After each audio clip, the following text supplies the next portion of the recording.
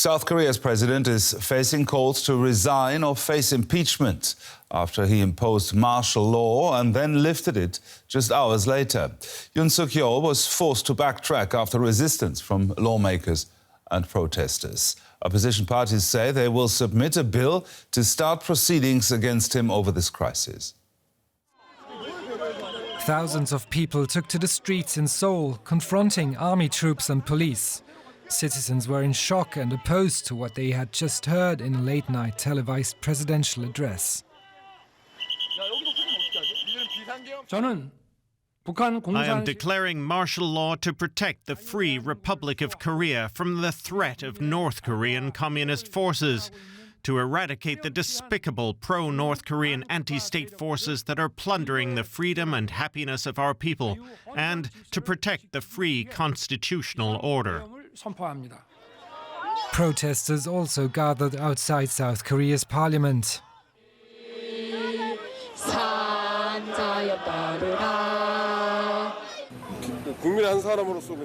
I believe that as a citizen of this country, I have to step up and take action.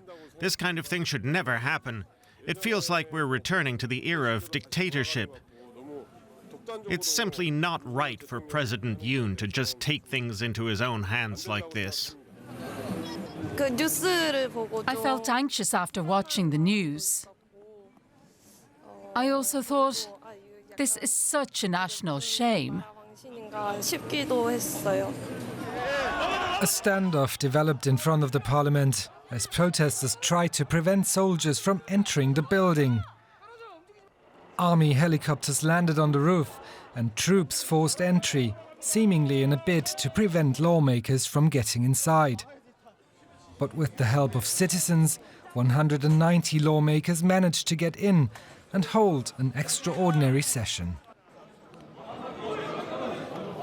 In a vote, they unanimously rejected Yoon's declaration and demanded that martial law be lifted. The troops soon withdrew, and shortly after, Yoon spoke on TV again, announcing the reversal. After the National Assembly demanded that martial law be lifted, the martial law troops have been withdrawn. I will accept the National Assembly's demand and lift martial law through a cabinet meeting. President Yoon's move to impose and then reverse martial law came abruptly. Though he blamed North Korea and the opposition, analysts believe Yoon's decree was actually an attempt to hold on to power and push through his cabinet's agenda, as the parliament is controlled by the opposition. If that was really the case, it clearly backfired. Now let's cross over to journalist Fabian Kretschmer, standing by in Seoul. Fabian, what's the situation there where you are? So right now I would describe it not as very tense. There are small protests going on where I am in downtown Seoul, but no big demonstrations yet. That is probably going to pick up soon in the evening, and then there are already big demonstrations announced for the weekend. Usually it's always on Saturday where big anti-government demonstrations are being held. But so far the situation is relatively calm. It is relatively peaceful. Yesterday in the night in front of the National Assembly, where I also was gathering, there were some small scuffles between demonstrators and security police, but I would say overall it also remained relatively calm and peaceful. And right now many people are just going to work. It's everyday life in Seoul. But of course, yeah, this is a big topic, number one. But so far, I would say there was no massive escalation. Now, is it becoming any clearer what exactly was behind the president's decision to declare martial law?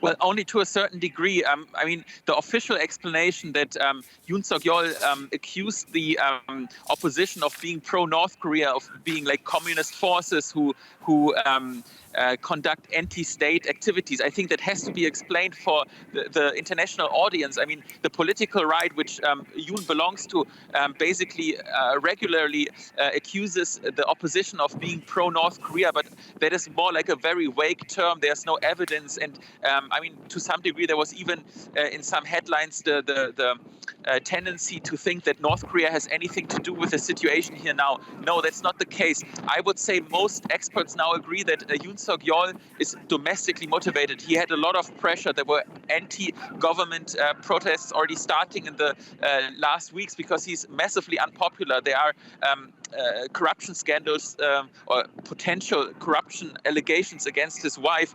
There is really a lot of pressure against him. The popularity rate of Yoon Suk Yeol is extremely low. So I think he thought that he could deflect attention, distract attentions, and maybe would politically survive this move. But so far, it looks like it completely backfired because the public is really demanding him to step down. The political pressure is growing by the hour.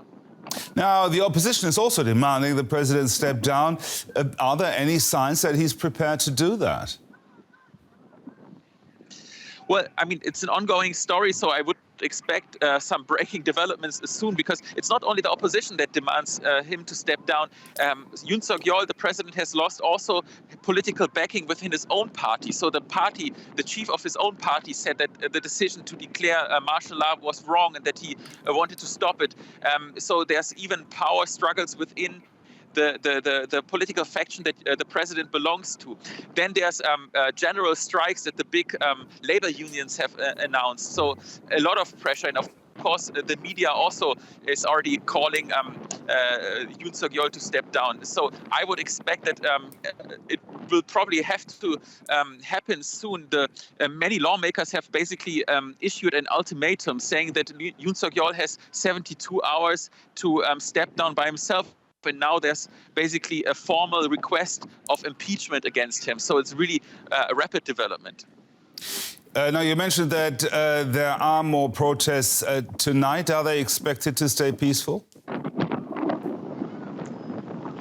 I mean, that is really a tough question. If you ask me now, I would say, yeah, probably I would expect it to be peaceful. But I think it really depends on the development and also how Yoon Suk Yeol will react. If he would probably step down by himself, I think the chances of the situation staying peaceful would be higher. But if he doesn't do so, I would say that the anger that you can clearly see behind beneath the surface probably growing. So I think that would make it tougher, because really the situation is tense beneath the surface. But so far, at least yesterday, it has remained relatively peaceful. I'm also mildly optimistic that it will stay like this. But of course, things can change fast. The journalist Fabian Kretschmer there reporting from Seoul. Thank you very much, Fabian.